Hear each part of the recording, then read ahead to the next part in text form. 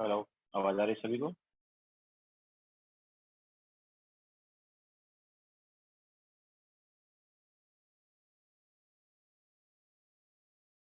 तो आज हम बुकलेट डिस्कस करेंगे। तो पहले फाउंडेशन बिल्डर ऑब्जेक्टिव जो है वो डिस्कस करेंगे। तो बाकी का मैं लिंक सेंड कर दूंगा।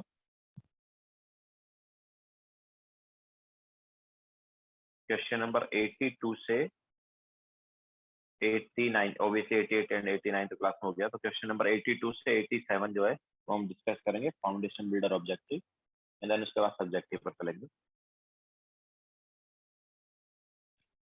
Foundation builder objective question number 82 जो है उससे स्टार्ट करेंगे। थोड़ा वेट कर लेते हैं, देन स्टार्ट करते हैं।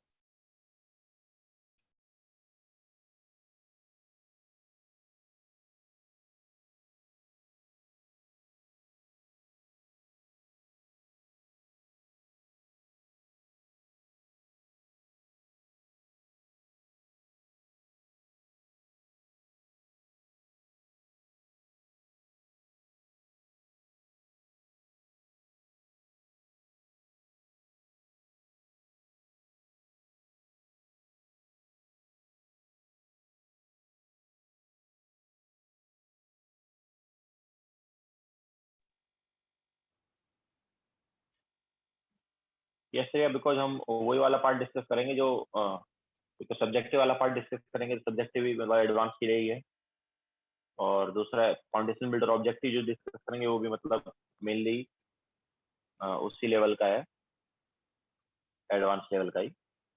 बाकी जो हम तुम्हें सेंड कर देंगे, ग्रुप पर सेंड कर देता हूँ।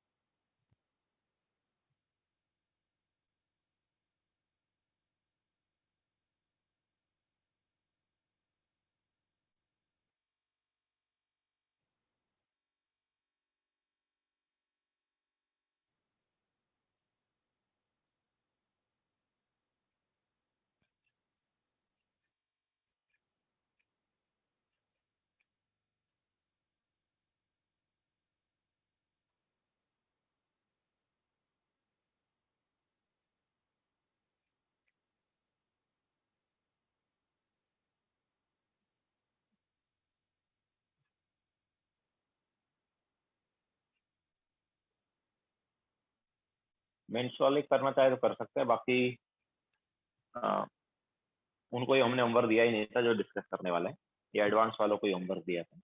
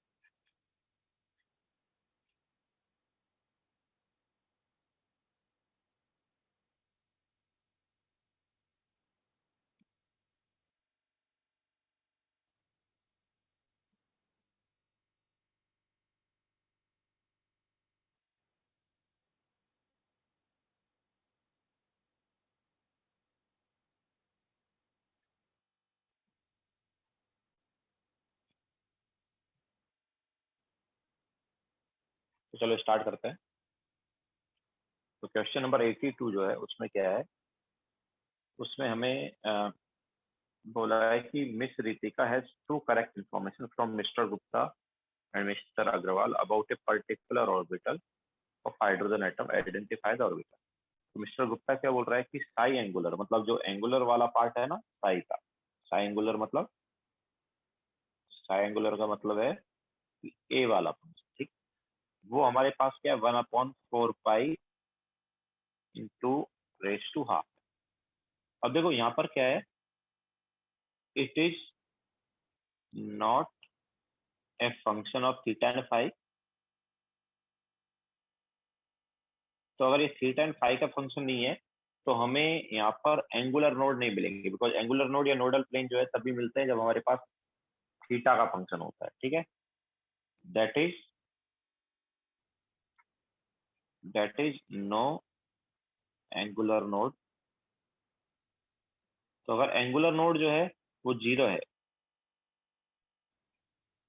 तो एंगुलर नोड यहाँ पर 0 हो गया। और एंगुलर नोड क्या होता है यार, angular node is nothing but L, ठीक है। सो एल की वैल्यू क्या आ गई यहाँ से 0 आ गई। ओके, हम ऐसा बोल सकते हैं कि एस ऑर्बिटल, L0 किसके लिए होता है, एस ऑर्बिटल के लिए होता है। ओके, तो यहाँ पर हमें फर्स्ट वाले से पता चला कि ये किस टाइप का ऑर्बिटल है, एस ऑर्बिटल है। इसके अलावा सेकंड वाले से क्या पता चल रहा है, तो मिस्टर अग्रवाल क्या बोल रहा है कि the orbital has 2 radial node. Orbital में कितने रेडियल नोड है, 2। तो नंबर ऑफ रेडियल नोड का फॉर्मूला क्या है, n-l-1।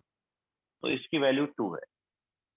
अब देखो एल की वैल्यू क्या है, 0 है ना, तो n-0 - 1 इज इक्वल टू 2। तो n यहाँ से क्या आ गया, 3 आ गया, मतलब ये third orbit. So third orbit का कौन सा है, एस वाला ऑर्बिटल है। ओके, सो आंसर क्या हुआ, 3s ऑर्बिटल।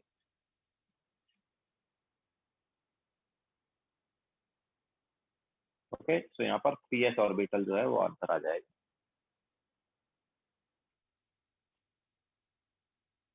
Question number 83।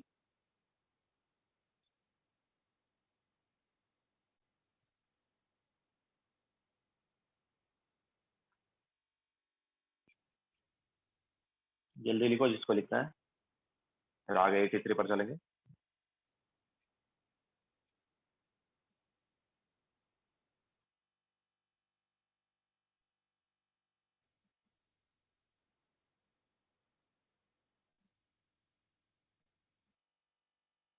चले, तो 83 में क्या है कि which of the following is correct representation of the plot radial probability, जो कि 4 pi small R square capital R square है, वर्सेज डिस्टेंस फ्रॉम न्यूक्लियस मतलब small R for 1 electron of 4D atomic orbital. 4D atomic orbital की बात कर रही है या 4D की बात हो रही है। तो 4D में कितने रेडियल नोड है, नंबर ऑफ रेडियल नोड कितने हैं यार, n की वैल्यू 4, l d के लिए l क्या होता है 2 -1, तो कितना आया, 1 आया ना। तो एक रेडियल नोड है, मतलब वो एक बार कट करेगा एक्स एक्सिस को। और 4 pi small R square capital R square की बात हो रही है, मतलब कहाँ से स्टार्ट होगा, वो 0 से, ओरिजिन से स्टार्ट होगा, ठीक है। सो ओरिजिन से स्टार्ट हुआ और एक बार कट करेगा, तो ये कट कर लिया, एंड देन कट करने के बाद फिर से हमारे पास पड़ेगा। और तो बेसिकली 2 पीक आ जाएंगी, तो 2 पीक आएंगे तो हमारे पास ऐसा आ जाएगा ग्राफ। क्लियर है। So this was question number 83। Then question number 84। तो if the nodes at infinity are not neglected, then the total number of radial and angular node क्या होगा। so total number of nodes क्या होता है, total number of nodes होता है अपने पास n-l-1, तो हो गया रेडियल नोड, प्लस l हो गया एंगुलर नोड। तो टोटल नोड क्या आया, n-1 आया। लेकिन इसमें हम न्यूक्लियस एंड इंफिनिटी वाला नोड काउंट नहीं कर, ठीक है। So it is excluding infinity. यहाँ पर हमने इंफिनिटी का नोड काउंट नहीं किया, ठीक है। तो एक्सक्लूडिंग इंफिनिटी ये नोड है, वो क्या बोल रहा है कि अगर हम इंफिनिटी वाला नोड भी काउंट कर ले तो if the nodes of infinity are not neglected, तो ऑब्वियसली इंफिनिटी वाला नोड भी अगर काउंट करेंगे तो हमारे पास क्या होगा, 1 और ऐड हो जाएगा, ठीक है। So total number of nodes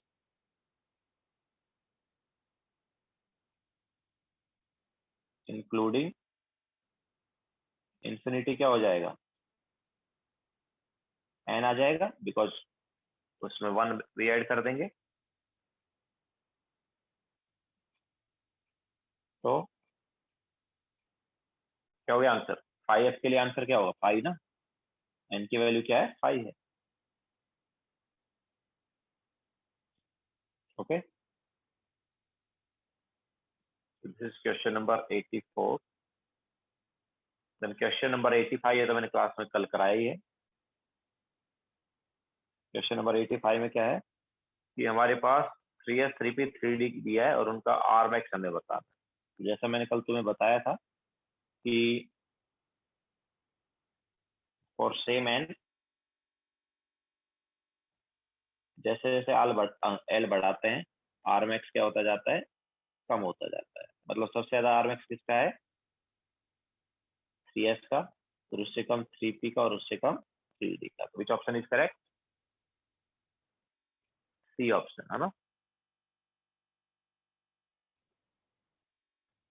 question number 86।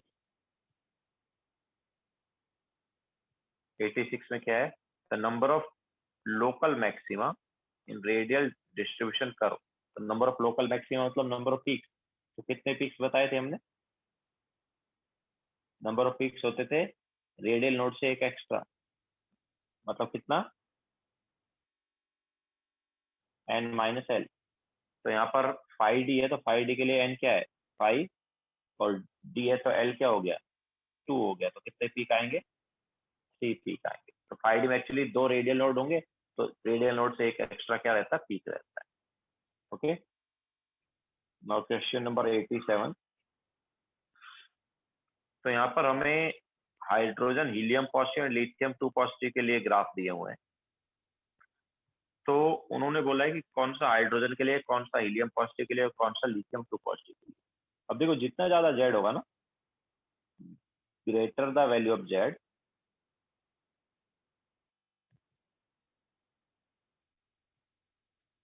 Z greater will be the number of proton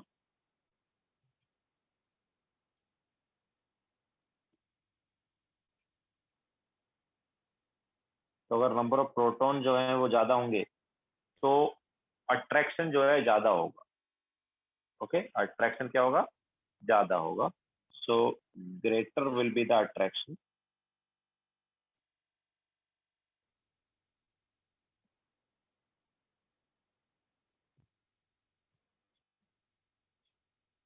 between electron and nucleus. तो डिस्टेंस जो है डिक्रीज हो जाएगा, या मैं बोल सकता हूँ आर मैक्स जो है डिक्रीज हो जाएगा। ठीक है, that is R max decrease. तो ये देखो कि सबसे कम आर मैक्स किसके लिए आ रहा है, तो ए के लिए आ रहा है ना, सबसे कम आर मैक्स किसके लिए आ रहा है, ए के लिए आ रहा है ना। ए वाला जो ग्राफ है वो, उसका डिस्टेंस कम है ना न्यूक्लियस से, ए का पीक देखो।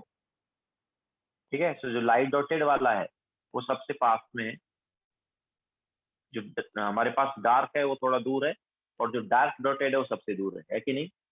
ग्राफ में देखो ढंग से, जो सबसे मतलब लाइट डॉटेड वाला क्या है, सबसे पास में है ना। लाइट डॉटेड का पीक देखो, लाइट डॉटेड का पीक जो है उसका डिस्टेंस फ्रॉम न्यूक्लियस सबसे कम है ना। So greater will be the attraction between electron and nucleus, that is R max decreases. तो जितना कम R max होगा उतना ही ज्यादा जेड रहेगा। ओके, सो R max सबसे कम किसका है, ए का। तो एक किसका है, ए है अपने पास, जिसका जेड सबसे ज्यादा, मतलब Li2 पॉजिटिव। देन बी जो है उसका R max थोड़ा सा बड़ा है, बट वो सी वाले के R max से कम है, तो बी जो है वो बीच वाला रहेगा, मतलब हीलियम पॉजिटिव। एंड सी जो है उसका R max सबसे ज्यादा है क्योंकि उसका जेड सबसे कम, तो सी वाला रहेगा हाइड्रोजन। ओके, सो ये हो गया क्वेश्चन नंबर 87। एंड 88 एंड 89 तो क्लास में हमने कराए हैं। ओके, ना इसके बाद हम चलेंगे सब्जेक्टिव पर। तो सब्जेक्टिव में क्वेश्चन नंबर 30।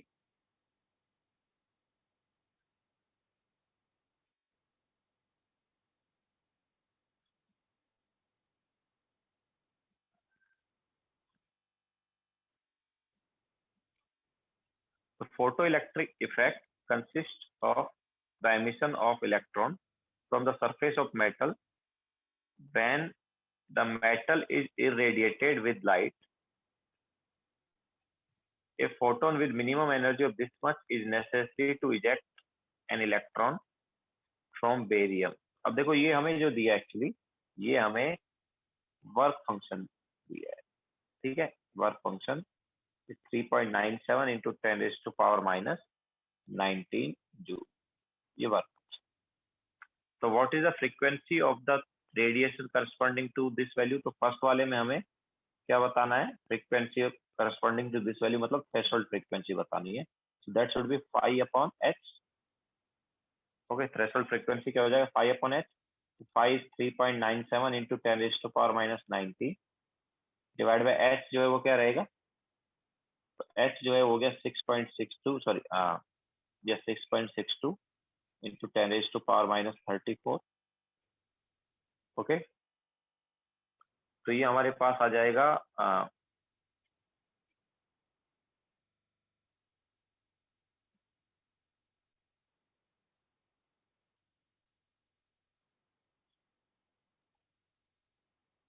तो ये हमारे पास आ रहा है 0.59। चलो इसको 0.6 ले लेते हैं। 0.6 into 10 raised to 15 हर्ट्ज, ठीक है। तो ये हमारे पास आ रहा है थ्रेशोल्ड फ्रीक्वेंसी, ठीक है। थ्रेशोल्ड फ्रीक्वेंसी हमारे पास ये आ गया। नाउ सेकंड वाले पार्ट में हमें क्या बताना है, सेकंड वाले पार्ट में बताना है कि अगर हम ब्लू लाइट जिसका वेवलेंथ 450 नैनोमीटर है वो डाले मेटल के ऊपर, तो क्या वो मेटल से इलेक्ट्रॉन निकाल सकता है। तो देख लेते हैं। तो न्यू इज इक्वल टू क्या, सी बाय लैम्बडा होता है। तो C is 3 into 10 raised to 8 divide by lambda कितना है, तो लैम्बडा नैनोमीटर में दिया, उसको मीटर में कन्वर्ट कर लो। सो 450 into 10 raised to power minus 9, या फिर हम उसको लिख सकते हैं 3/45 इंटू ये नीचे वाला हो गया 10 raised to power minus 8, तो 10 raised to कितना हो गया 16, या फिर we can write it as 30/45 into 10 raised to 15। Now what is 30/45, ये 15 से कैंसिल आउट हो गया 2 times 3 times, so this is 0.67 into 10 raised to 15 hertz। तो ये जो फ्रीक्वेंसी आ रही है थ्रेशोल्ड फ्रीक्वेंसी से ज्यादा है या कम है, न्यू जो आ रहा है इट इज ग्रेटर देन क्या आ रहा है, म्यू नॉट आ रहा है, that is photoelectric effect takes place.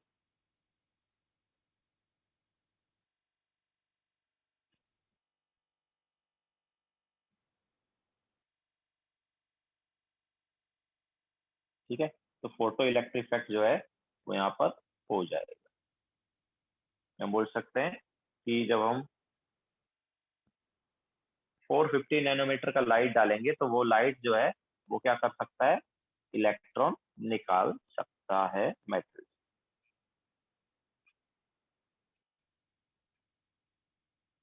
Okay, now next question. तो क्वेश्चन नंबर 31।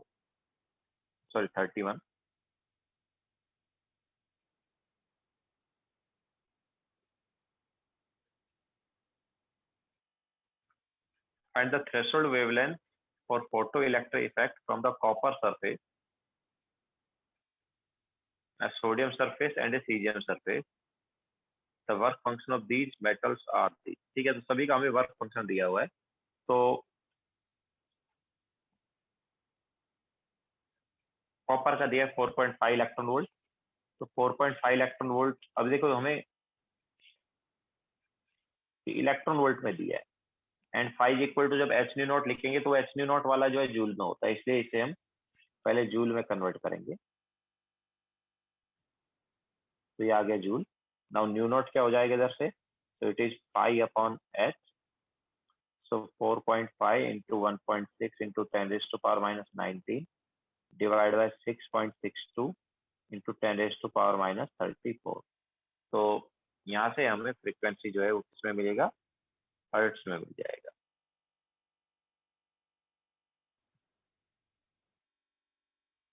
तो ये जो है ये आता है 1.08 इंटू 10⁻15 हर्ट्स।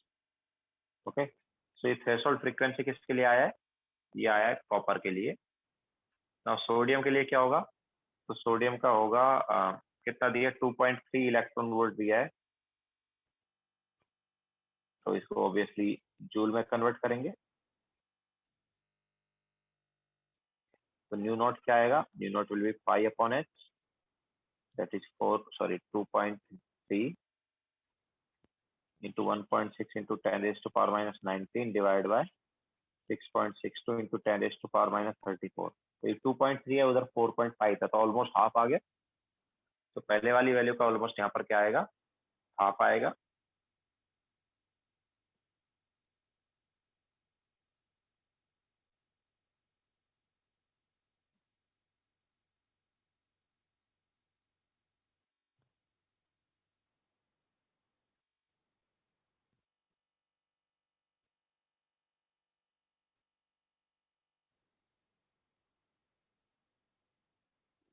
ठीक है, तो जैसे मैंने बताया पहले वाली वैल्यू का ऑलमोस्ट हाफ है, तो 0.55 या 0.56 ले लेते हैं इंटू 10⁻15 हर्ट्ज।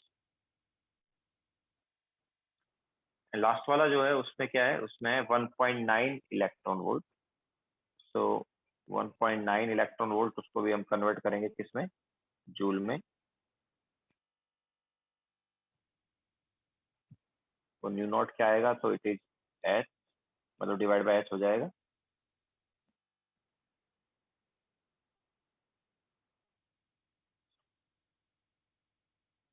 तो एच का वैल्यू क्या है, 6.62 इंटू 10⁻⁻34।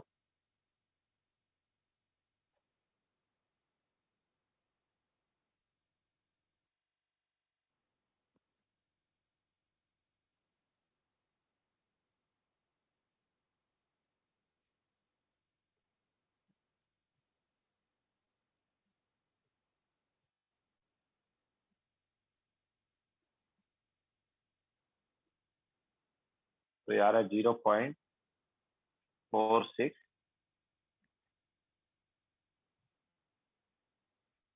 Into 10⁻15 hertz. ठीक है, तो ये तीनों मेटल के लिए हमारे पास क्या आ गया, थ्रेशोल्ड फ्रीक्वेंसी आ गई।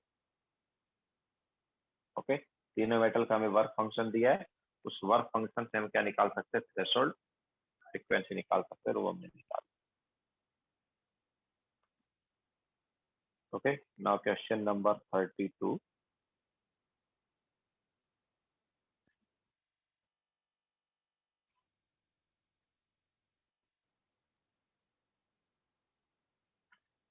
Energy required to stop the ejection of electron from copper plate is 0.25 electron volt. तो ये हमें बेसिकली एनर्जी रिक्वायर्ड मतलब कि वो स्टॉपिंग पोटेंशियल के करस्पॉन्डिंग जो एनर्जी है वो। ठीक है, तो स्टॉपिंग पोटेंशियल के करस्पॉन्डिंग जो एनर्जी है वो काइनेटिक एनर्जी के इक्वल भी होगी ना। तो एक्चुअली हमें क्या दिया है, ई इंटू वी एस दिया है। Okay, E into V S दिया हुआ है हमें। तो ई इंटू वी एस कितना दिया है, 0.25 इलेक्ट्रॉन वोल्ट। लेकिन हमें ये भी पता है कि काइनेटिक एनर्जी मैक्सिमम जो है वो भी किसके इक्वल हो जाता है, ई इंटू वी एस के इक्वल हो जाता है। तो बेसिकली हमें क्या दिया यहाँ पर, काइनेटिक एनर्जी मैक्सिमम दिया है। ओके, काइनेटिक एनर्जी मैक्सिमम क्या हो गया, इट इज 0.25 इलेक्ट्रॉन वोल्ट। इसके अलावा हमें एनर्जी, उन्होंने क्या बोला, when radiation of lambda 253.7 nanometer strikes the plate, calculate the work function.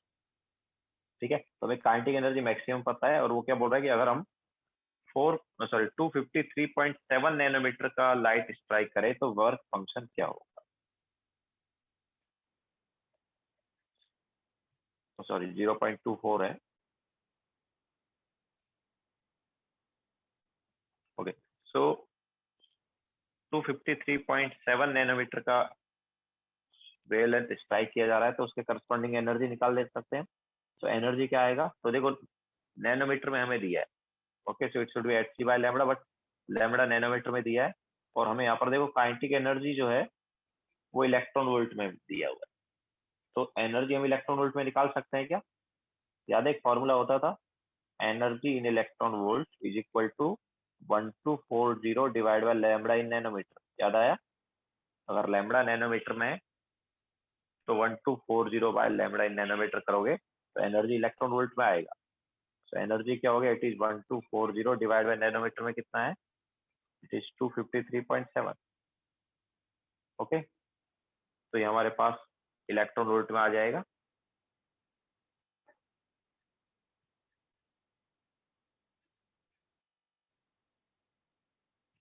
तो ये आ रहा है 4.89 इलेक्ट्रॉन वोल्ट। तो 4.89 इलेक्ट्रॉन वोल्ट जो है हमारे पास क्या आ गया? एनर्जी आ गया। Now kinetic energy maximum is equal to energy given minus work function. तो यहाँ से वर्क फंक्शन क्या होगा? It is energy given minus kinetic energy maximum. क्या आया?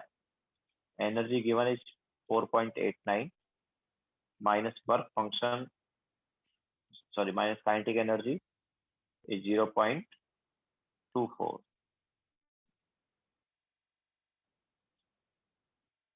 तो कितना आ गया? 4.65 electron volt.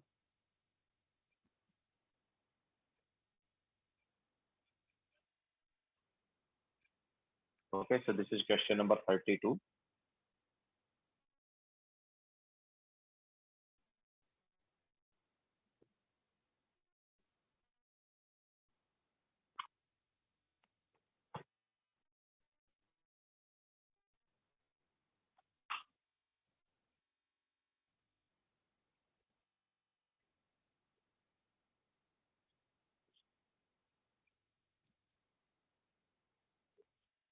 Now next question, question number 33.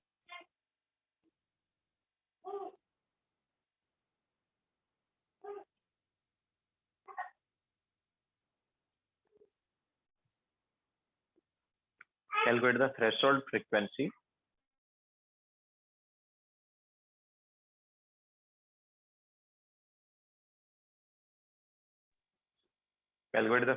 frequency of metal if the binding energy is this. तो देखो हमें क्या दिया है? हमें बाइंडिंग एनर्जी दिया। तो बाइंडिंग एनर्जी जो है वो ही एक तरह से क्या होता है? वर्क फंक्शन होता है। ठीक है, तो बाइंडिंग एनर्जी जो है ये पर मोल है और वर्क फंक्शन जो है जनरली पर एटम होता है। तो इट इज 180.69 किलोजूल पर मोल। तो बाइंडिंग एनर्जी जो है ये एक तरह से क्या है? वर्क फंक्शन है, लेकिन वर्क फंक्शन जो है पर एटम दिया जाता है। ओके, सो इसको पर एटम कन्वर्ट कर सकते हैं। सो 180.69 इंटू 10⁻³ जूल पर मोल। तो पर एटम क्या आ जाएगा? 180.69 इंटू 10⁻³ डिवाइड बाय 6 इंटू 10⁻23। तो ये हमारे पास आ गया जूल पर एटम। ठीक है, सो वर्क फंक्शन जो है पर एटम लेना होता है। तो क्या आ जाएगा? सो ये आ जाएगा approximately 3 into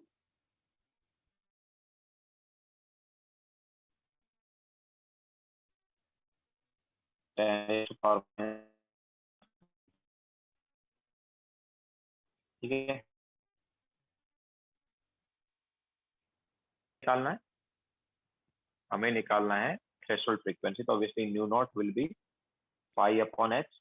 so it is 3 into 10⁻⁻19 divided by h is 6.62 into 10⁻⁻34। तो क्या आ गया इधर से? ये आ गया 3 divided by 6.62 that is 0.45 into 10⁻15 hertz।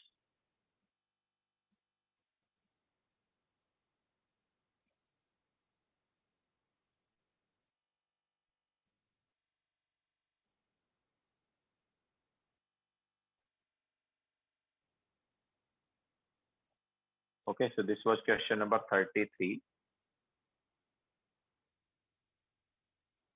Now question number 34। तो देखो 34 में क्या है,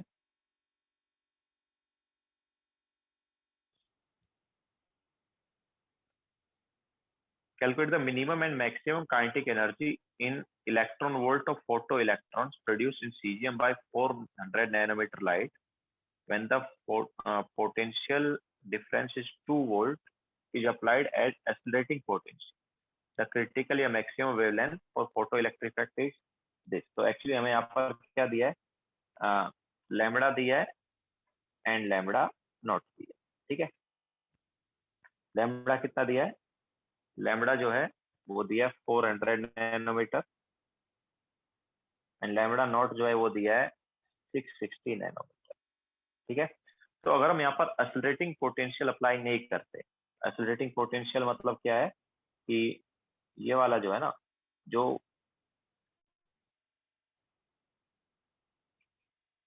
अभी ये जो पोटेंशियल अप्लाई किया जा रहा है ये एक्सेलरेटिंग पोटेंशियल है, बिकॉज एक जो रिसीवर प्लेट है उस पर कैसा चार्ज रहेगा, पॉजिटिव चार्ज रहेगा। यहाँ पर हम लाइट डाल रहे हैं, ठीक है, मतलब रिवर्स किए बगैर की बात करें, है ना, रिवर्स कर देंगे तो डिसलरेटिंग पोटेंशियल या नेगेटिव पोटेंशियल हो गया। लेकिन अगर इसको रिवर्स नहीं किया हमने और ऐसे रखा और इसको 2 वोल्ट दे दिया, तो 2 वोल्ट देने की वजह से ये जो प्लेट है ये क्या करेगा, इलेक्ट्रॉन को अपनी साइड क्या करेगा, पुल करेगा। ओके, सो रिसीवर प्लेट जो है वो क्या करेगा, इलेक्ट्रॉन को अपनी साइड पुल करेगा। तो पुल करेगा तो उसकी वजह से वेलोसिटी बढ़ जाएगी इलेक्ट्रॉन की। ओके, इलेक्ट्रॉन की वेलोसिटी बढ़ जाएगी या उसकी काइनेटिक एनर्जी बढ़ जाएगी। तो अगर हम ये एक्सेलरेटिंग पोटेंशियल अप्लाई नहीं करते, अभी तक हमने जो पार्ट क्वेश्चन लिए थे ना काइनेटिक एनर्जी मैक्सिमम लगा के फॉर्मूला, उसमें हम एक्सेलरेटिंग पोटेंशियल बहुत कम अप्लाई कर रहे हैं, वो जस्ट इतना अप्लाई कर रहे हैं कि हाँ ये आ सकेगा, ठीक है। बट हम 2 वोल्ट अप्लाई नहीं कर रहे हैं, ज्यादा पोटेंशियल अप्लाई नहीं कर रहे हैं। अगर हमने 2 वोल्ट अप्लाई कर दिया तो उतना एक्स्ट्रा काइनेटिक एनर्जी अभी आ जाएगी, ठीक है। तो ऐसा है कि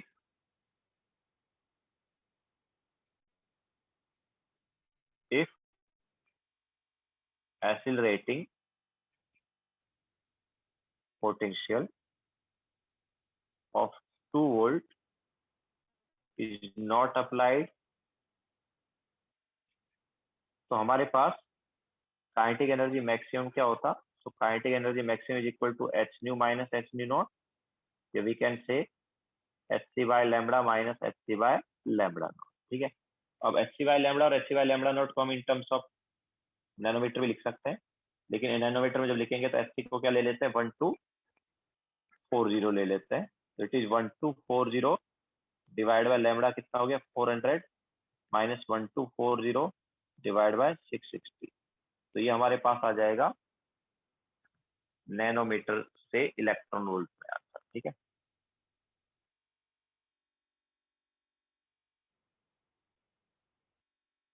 तो this is 3.1 minus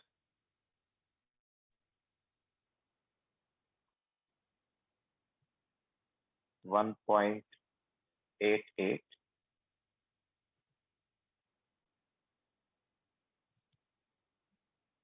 that is 1.22। So kinetic energy maximum जो है वो आएगा 1.22 इलेक्ट्रॉन वोल्ट। एंड अच्छा, काइनेटिक एनर्जी मिनिमम क्या आता है, तो जैसा मैंने बताया था कि जिस इलेक्ट्रॉन की हम बात करें निकलने की, वो सबसे लूजली बाउंड इलेक्ट्रॉन है जो निकल रहा है। उसके अलावा बाकी इलेक्ट्रॉन जो निकलेंगे उनकी काइनेटिक एनर्जी कम होगी। तो जो मिनिमम काइनेटिक एनर्जी होती है वो 0, ठीक है। तो जो फोटो इलेक्ट्रॉन्स निकल रहे हैं वो 0 काइनेटिक एनर्जी से इस मैक्सिमम काइनेटिक एनर्जी के बीच के रहते हैं। ओके, जो फोटो इलेक्ट्रॉन निकलते हैं उनकी काइनेटिक एनर्जी क्या होती है, 0 एंड ये मैक्सिमम वैल्यू के बीच की रहती है। ओके, ये सॉरी नीचे मिनिमम है।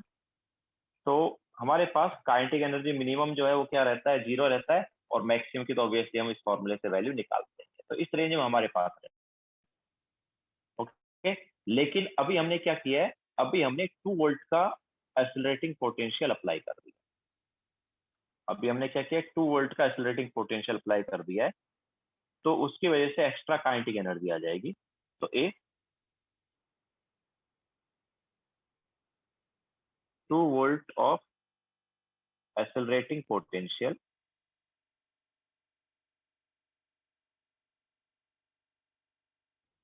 is applied, then kinetic energy increases because emitted electron is pulled easily by receiver plate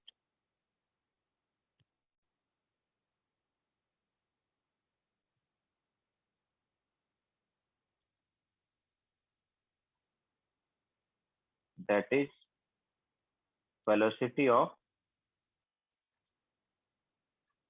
photoelectron increases। ठीक है, तो वेलोसिटी इंक्रीज हो जाएगा तो ऑब्वियसली काइनेटिक एनर्जी भी इंक्रीज होगा। तो अभी एक्स्ट्रा काइनेटिक एनर्जी कितनी आएगी?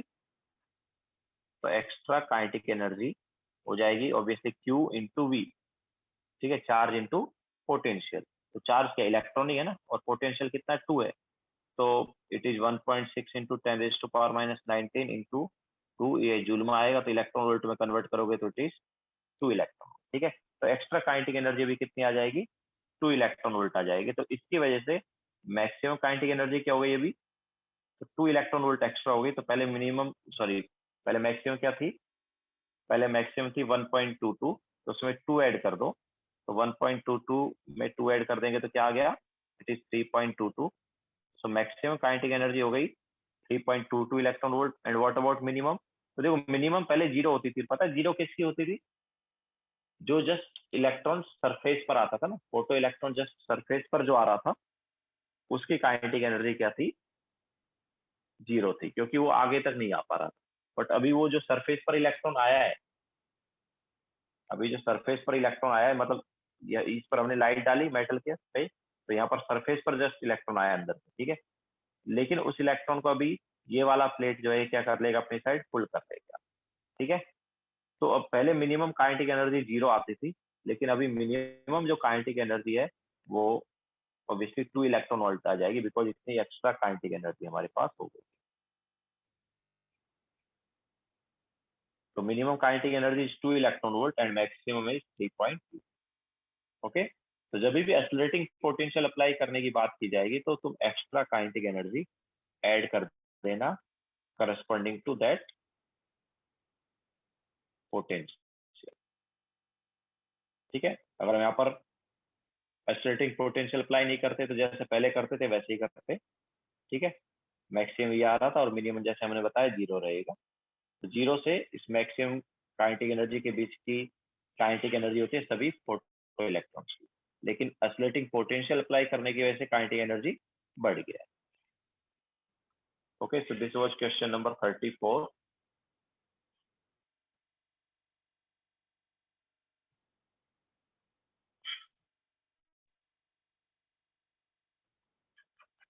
Now question number 35।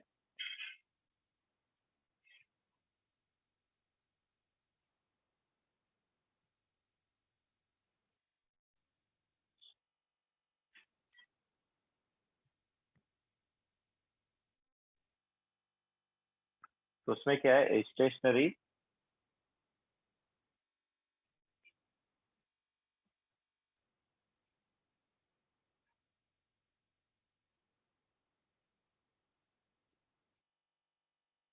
शालिक देखो जल्दी।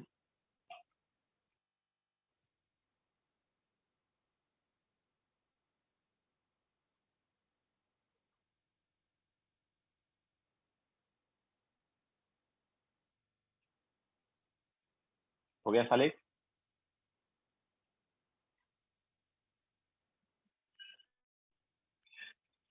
या now next question, question is 35।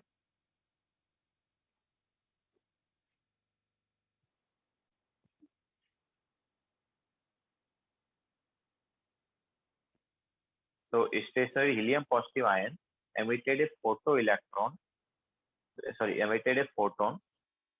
तो एक हमारे पास हीलियम पॉजिटिव आयन है, उससे फोटोन निकला, मतलब बेसिकली लाइट निकला या एनर्जी निकला, और वो लाइट या एनर्जी कितना है? तो it is corresponding to first line of Lyman series. तो लाइमन सीरीज का फर्स्ट लाइन कहाँ से क्या होता है यार? तो लाइमन सीरीज का फर्स्ट लाइन मतलब 2 से 1। Okay, so basically helium positive में इलेक्ट्रॉन 2 से 1 में जंप किया है। तो जब हीलियम पॉजिटिव में इलेक्ट्रॉन 2 से 1 में जंप करेगा तो ऑब्वियसली वो क्या करेगा, फोटोन एमिट करेगा, तो वही फोटोन एमिट हुआ है। Now that photon liberated a photoelectron from stationary hydrogen atom in ground state. तो हमारे पास क्या है कि हीलियम पॉजिटिव से फोटोन निकला, तो बेसिकली हीलियम पॉजिटिव से फोटोन निकला मतलब एनर्जी निकला। तो कितना एनर्जी एमिट हुआ,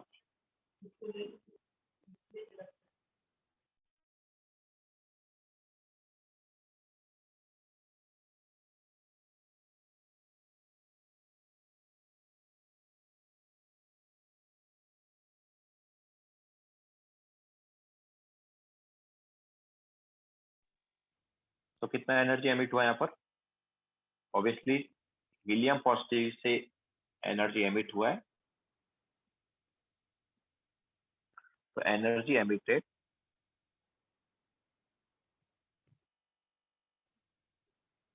फ्रॉम हीलियम पॉजिटिव कितना होगा, तो देखो सेकंड एंड फर्स्ट ऑर्बिट का एनर्जी डिफरेंस। तो सेकंड एंड फर्स्ट ऑर्बिट का एनर्जी डिफरेंस हाइड्रोजन के लिए होता है 10.2, बाकी के लिए क्या होगा, Z square. So this should be in electron volt. तो 10.2 into Z square, Z square यहाँ पर क्या हो गया यार,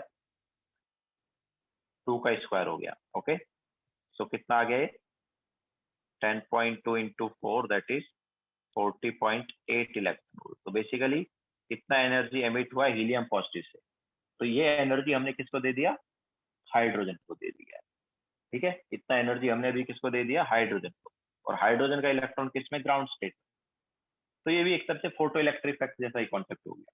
हाइड्रोजन का इलेक्ट्रॉन जो है ग्राउंड स्टेट में है, तो हाइड्रोजन के लिए एक तरह से जो वर्क फंक्शन है, ठीक है, फॉर हाइड्रोजन वर्क फंक्शन कितना है बताओ, और हाइड्रोजन वर्क फंक्शन हो गया 13.6 इलेक्ट्रॉन वोल्ट, बिकॉज उसके इलेक्ट्रॉन को निकलने के लिए 13.6 इलेक्ट्रॉन वोल्ट एनर्जी रिक्वायर्ड है। ठीक है, और हम उसको कितना एनर्जी दे रहे हैं हाइड्रोजन को, 40.8 इलेक्ट्रॉन वोल्ट दे रहे हैं, क्योंकि ये जो एनर्जी है कहाँ से आया है, हीलियम पॉजिटिव से आया है, और हीलियम पॉजिटिव में उन्होंने ऑब्वियसली इतना एनर्जी एमिट किया है। तो वो क्या बोल रहा है कि ये जो एनर्जी है या ये जो फोटोन है, ऑब्वियसली इतनी एनर्जी का फोटोन है, फोटोन किसके ऊपर गिरा, हाइड्रोजन के ऊपर गिरा। तो हाइड्रोजन क्या करेगा, ऑब्वियसली 13.6 एब्जॉर्ब करेगा और एक्स्ट्रा एनर्जी कन्वर्ट होगी काइनेटिक एनर्जी।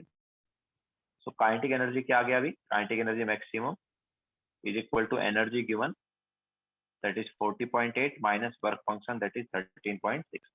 तो कितना आ गया, it is 27.2 electron volt. Okay, तो ये हमें काइनेटिक एनर्जी मिल गया इलेक्ट्रॉन का। अब वो क्या बोल रहे हैं आगे, वो बोल रहे हैं कि उसका वेलोसिटी क्या होगा। तो ये तो काइनेटिक एनर्जी आया, वेलोसिटी कैसे निकालेंगे, so obviously half mv square is equal to, अब देखो ये 27.2 इलेक्ट्रॉन वोल्ट जो है इलेक्ट्रॉन वोल्ट वाली यूनिट है, और हाफ mv स्क्वायर जो है वो जूल वाली यूनिट है। तो दोनों की यूनिट सेम कैसे होगी, तो ऑब्वियसली इसको जूल में कन्वर्ट कर लेंगे, इंटू 10⁻⁻19 जूल। ठीक है, तो 27.2, चलो नेक्स्ट पेज पे ले लेंगे इसको। So it is 27.2 into 1.6 into 10⁻⁻19 joule. तो ये तो हमारे पास जूल में आ गई काइनेटिक एनर्जी मैक्सिमम। नाउ हमें निकालनी है वेलोसिटी, तो हाफ mv स्क्वायर के इक्वल इसे सब्स्टिट्यूट करेंगे। तो half mv square is equal to कितना है, काइनेटिक एनर्जी कितना है, इट इज 27.2 इंटू 1.6 इंटू 10⁻⁻19। तो यहाँ से वेलोसिटी क्या आएगा, तो v square is equal to 2 into 27.2 into 1.6 into 10⁻⁻19 divide by mass कितना हो गया 9.1 इंटू 10⁻⁻31। सो वेलोसिटी क्या आ जाएगा, so it will be 2 into 27.2 into 1.6 divided by 9.1 into 10⁻12। Okay, इसका ऑब्वियसली रूट, तो क्या आएगा इसका रूट,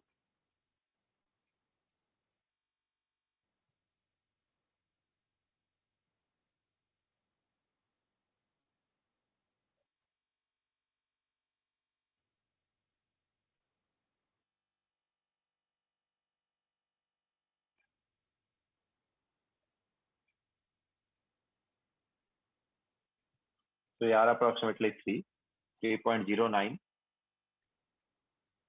इंटू 10⁶ मीटर पर सेकेंड।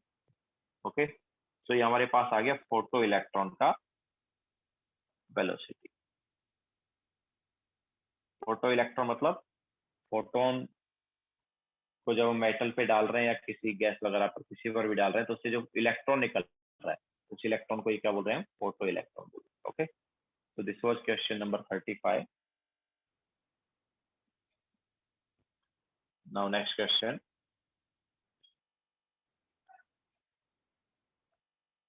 तो क्वेश्चन नंबर 36 में क्या है?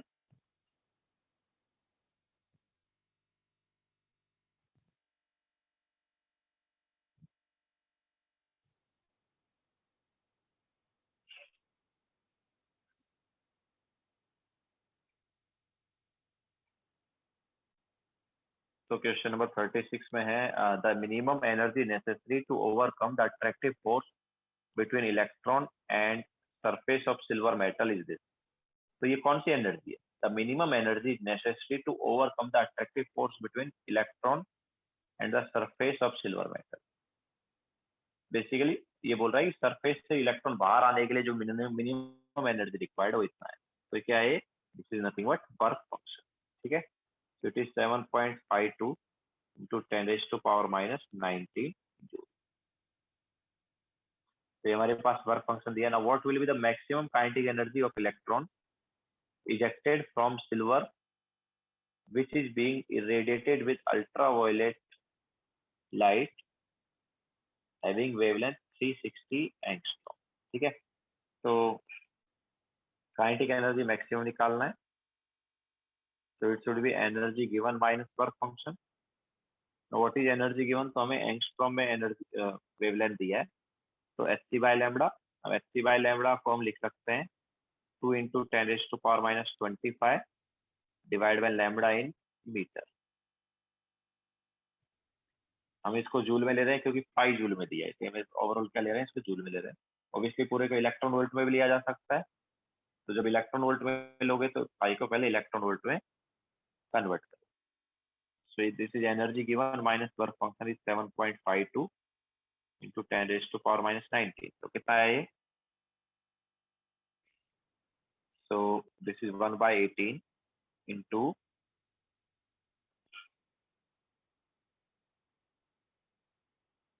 आई थिंक ये हो गया।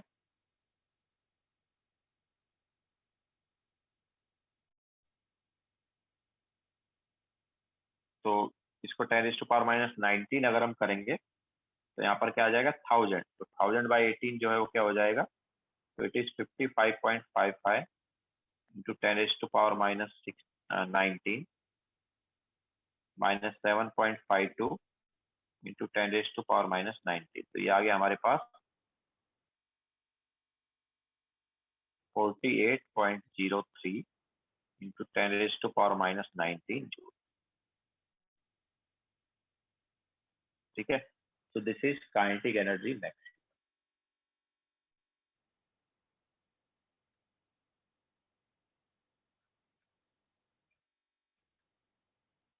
ओके, तो ये हो गया फोटो इलेक्ट्रिक इफेक्ट वाला part. Now question number 37 to 43 हमने ऑलरेडी डिस्कस कर लिया है। नाउ चलते हैं क्वेश्चन नंबर 44 पर।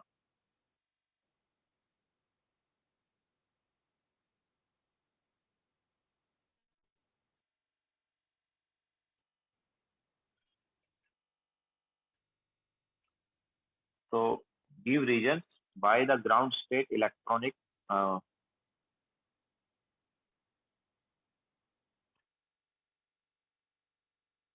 10⁻14 क्यों आएगा?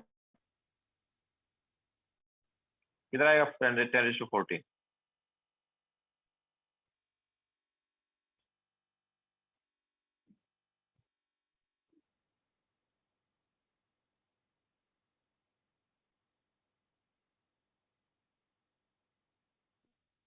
इधर 10⁻14 थोड़ी आएगा, माइनस में 16 ही आएगा ना।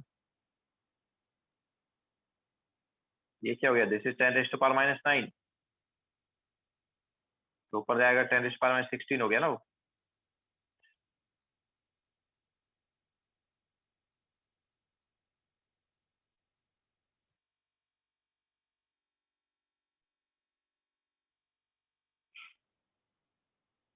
Okay, now question number 44। तो क्वेश्चन नंबर 44 में क्या है, give reason file the ground state outermost electronic configuration of silicon is this and not this। ठीक है, तो ये 3s है एंड ये 3p है। ठीक है, तो वो बोल रहा है कि ऐसे नहीं होगा, दूसरी सॉरी ऐसे होगा और ऐसे नहीं होगा, दूसरा वाला जो दिया वैसे नहीं होगा, दूसरा वाला क्या ऐसे दिया। ठीक है, सो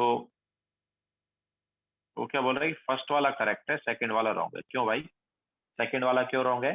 क्योंकि सेकंड वाले में क्या वायलेट हो रहा है बताओ?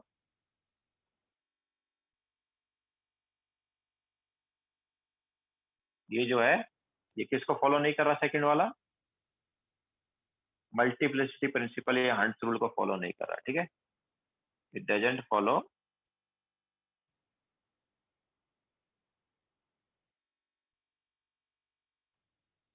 Hunts multiplicity principle. जैसा हमने बताया था कि जब हम इलेक्ट्रॉन को फिल करेंगे किसी सबसेल में, तो एक एक ऑर्बिटल जो है फिल किया जाएगा। मतलब जब तक हम पेयरिंग करेंगे नहीं, कब तक? जब तक हर ऑर्बिटल में एक इलेक्ट्रॉन नहीं चला जाएगा। ठीक है, तो किसी सबसेल में जब इलेक्ट्रॉन फिल करेंगे तो पहले हर ऑर्बिटल में एक एक इलेक्ट्रॉन भेजेंगे, उसके बाद पेयरिंग करेंगे। तो यहाँ पर पेयरिंग क्या है, पहले ही हो रही है। ओके, तो ये हंट्स रूल को फॉलो नहीं कर रहा। Okay, now question number 45। तो क्वेश्चन नंबर 45 में क्या, what is the maximum number of electrons that may be present in all atomic orbitals with principal quantum number 3 and azimuthal quantum number L। तो देखो n is equal to 3 दिया है and L is equal to 2 दिया है। तो basically ये क्या है, ये हमारे पास क्या है, कौन सा वाला सबसेल हो गया? This is 3D subshell. हुआ कि नहीं हुआ? n is equal to 3 दिया है और L is equal to क्या दिया है, 2 दिया है। तो कौन सा सबसेल हो गया ये? 3D subshell. ओके, सो 3D सबसेल जो है इसमें कितने इलेक्ट्रॉन आ सकते हैं यार? डी ऑर्बिटल में तो 2 इलेक्ट्रॉन होंगे, कोई भी डी का ऑर्बिटल लोगे उसमें 2 इलेक्ट्रॉन, लेकिन यहाँ पर सबसेल की बात हो रही है। तो डी सबसेल में कितने इलेक्ट्रॉन आ सकते हैं बताओ? 10 आ सकते हैं। तो maximum number of electron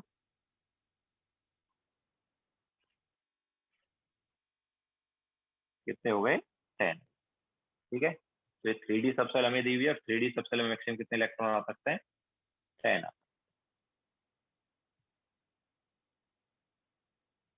okay, now question number 46।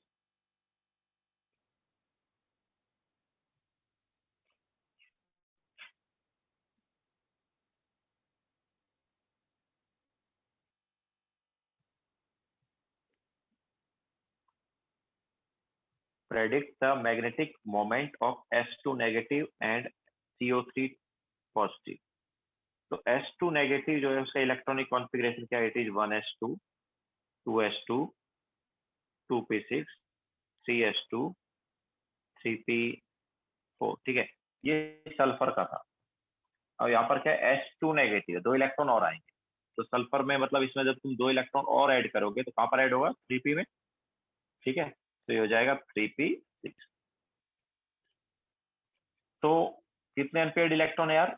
यहाँ पर एक भी अनपेयर्ड इलेक्ट्रॉन नहीं है, सारे के सारे इलेक्ट्रॉन जो है क्या है, पेयर्ड है। तो अगर सारे इलेक्ट्रॉन पेयर्ड है तो म्यू की वैल्यू क्या हो जाएगी? 0। ओके, तो S2 नेगेटिव का जो मैग्नेटिक मोमेंट है वो क्या होगा? 0। इसके अलावा CO की अगर हम बात करें तो CO क्या है? CO का electronic configuration is argon 4s2 3d7। नाउ CO3 पॉजिटिव, मतलब 3 इलेक्ट्रॉन निकालेंगे तो इलेक्ट्रॉन कहाँ से निकलता है? पहले वैलेंस शेल से, या जो जिसका n हायर है उससे। ठीक है, ऑर्बिट नंबर हायर है उससे। तो देखो इसका ऑर्बिट नंबर हायर है तो 2 इलेक्ट्रॉन पहले इधर से निकलेंगे, तो इट इज आर्गन 4s0, तो 2 इधर से निकल गए, फिर एक इलेक्ट्रॉन 3d से निकलेगा, तो 3d6। अब 3d6 में कितने अनपेड इलेक्ट्रॉन है यार?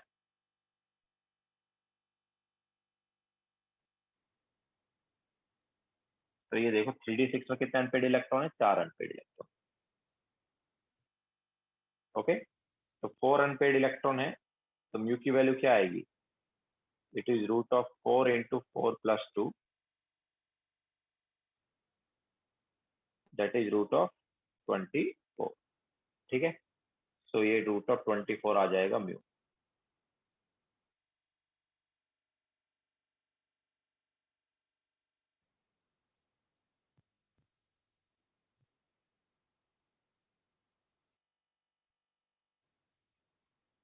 Now question number 47।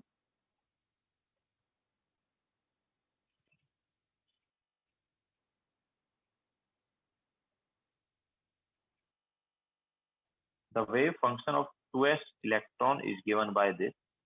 तो मैं 2s वाले इलेक्ट्रॉन का वेव फंक्शन दिया है।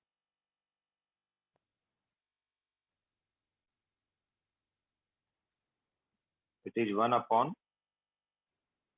2 रूट 2 इंटू पाई, इसके अलावा 1 अपॉन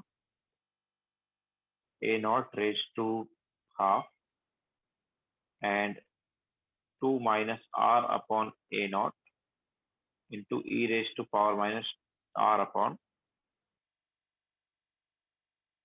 2a नॉट।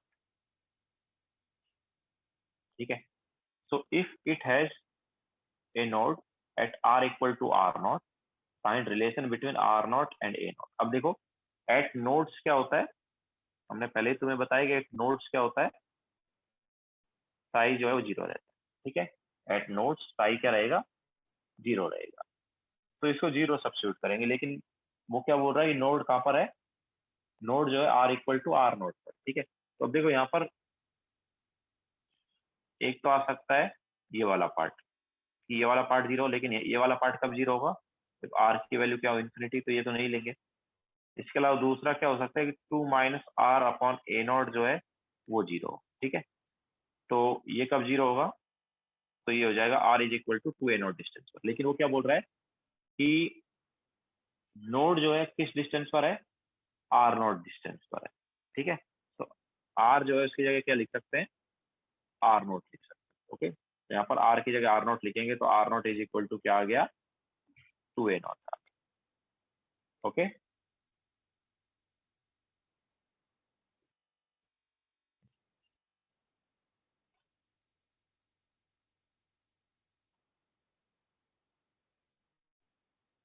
तो ये हमारे पास हो गई position of radial node. Obviously इसका एक ही रूट आ रहा है, दैट्स वाई एक ही रेडियल नोड है। ठीक है, तो लास्ट लेक्चर हमने जब ग्राफ बनाया था, याद है हमने 2s का कैसा बताया था तुम्हें function, some constant k1 into k2 minus r into E raise to power minus k3r, याद आया, ऐसे ही बताया था ना। तो ये वाला पार्ट ऑब्वियसली क्या हो गया, एक तरह से k1 हो गया। ठीक है, एंड ऑब्वियसली इसको पूरे को अगर इसको ए नोट से मल्टीप्लाई करेंगे तो 2 ए नोट जो है वो क्या हो जाएगा, k2 हो जाएगा, एंड ये 1/2 ए नोट क्या हो गया, k3 हो गया। ओके, तो बेसिकली हमने इस टाइप का तुम्हें बताया था, इसको यूज करके हमने तुम्हें क्या बोला था कि ग्राफ कैसा बनता है। अगर हम इसका ग्राफ बनाते तो कैसा बनता था, इसका ग्राफ ऐसा बनता था, याद आया, एक बार कट करता था और कट करने के बाद नेगेटिव हो जाती थी, तो ऐसा इसका ग्राफ बनता था। तो ये जो है, ये पोजीशन जो है यही क्या है, रेडियल नोड का पोजीशन है।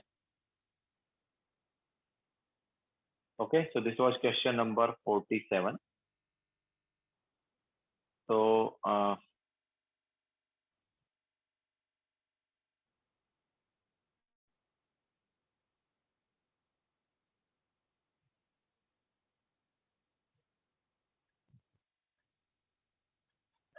बाकी और किसी ने बुकलेट सॉल्व किया है कि आगे वाला पार्ट, ये तो फाउंडेशन बिल्डर ऑब्जेक्टिव सब्जेक्टिव हो गया, आगे वाला पार्ट किसी ने सॉल्व किया है?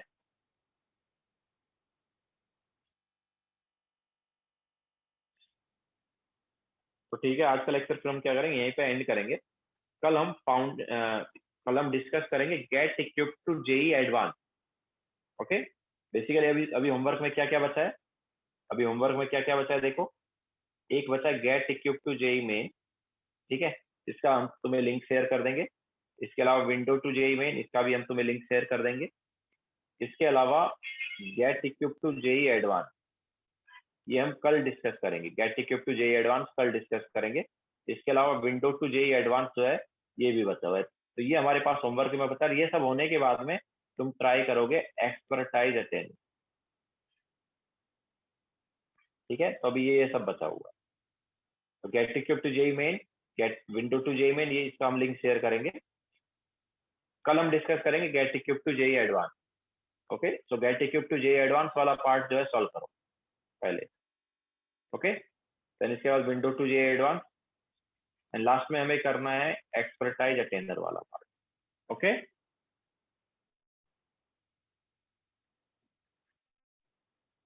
मेंस के लिए तो जस्ट मेंस की अगर हम बात करेंगे तो मेंस वाले बस ये करें।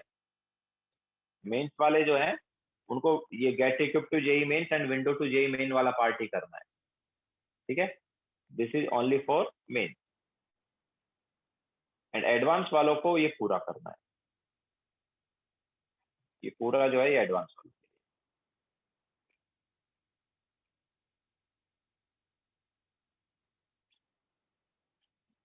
ओके, सो कल get equip to JEE Advance हम डिस्कस करेंगे। जेई मेन का हम लिंक शेयर कर देंगे।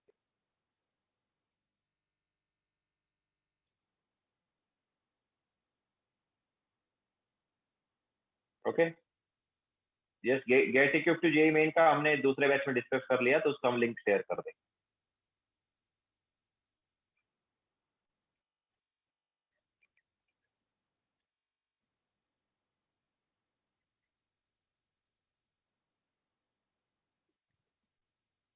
Okay, so bye, take care, homework complete करो बचा हुआ।